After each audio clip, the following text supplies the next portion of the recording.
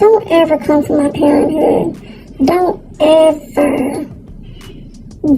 ever come for my parenthood. One thing I'm gonna let you know, none of my kids ain't never been touched. Something you can never say. My kids ain't never been touched. My kids ain't never been touched. Do I need to say it again? Don't ever come for my parenthood. Don't ever come for my parenthood. One thing I'm gonna let you know, none of my kids ain't never been touched. Something you can never say. Every now and then I come across something so repulsive that it literally makes me want to regurgitate. The sight and sound of you makes me want to regurgitate. You are wicked. You are not a woman of God. You are not a virtuous woman.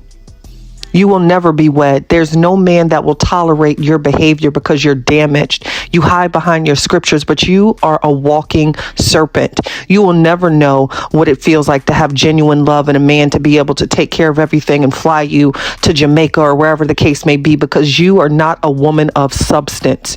You have no class. You are unable to operate with a sense of decorum, and you lack couth. You are remedial, and it shows from your remedial classes, your remedial vernacular.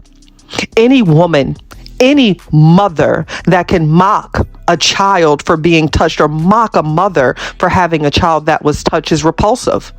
Because let's be honest, as mothers, we send our children off into the world and we pray that no harm comes to them. We pray at night over our children. We don't wish that. But let's be honest, we're not with our children 365 days of the year and 7 days of the week. They have camp, they have school, they have extracurricular activities.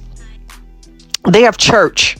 What happens when it's that nasty deacon in the church that wants to send them off to Bible camp or whatever the case may be? What happens about that nasty gym teacher that exists? Or what happens if your child says, can I spend the night over a friend's house, and they have a crazy uncle or brother there? Because you're not exempt from that either. None of us are. So to mock that, knowing that they could be psychological effects of a child that was touched. They could grow up in foster care. They could grow up to want to unalive themselves. They can turn to drugs, prostitution. They have intimacy issues. They lack that feeling of feeling secure when someone touches them because of that abuse. They might suffer and not be able to have healthy relationships because they feel as if it was their fault. That affects them for years to come. So to taunt that, or anyone that can taunt that, is disgusting behavior. You can have a strong distaste for someone, but to mock children who are defenseless, who didn't ask for any of this, and you do this at work, you do these slanderous videos in your work outfit. What happens for the crazies out there in the world that actually like to report things, because we've seen it happen? Or what happens if your supervisor sees that and maybe someone in their family experienced that, or maybe they experienced that? Or what happens if maybe a client can see that and they experience that? Or what happens when you're out at Walmart or the grocery store and someone somewhere remembers that video and where you mocked victims being touched, and now they decide to put hands and feet on you? Because that's what can happen in this world, because it's vicious out here, especially when you're a sheep amongst wolves.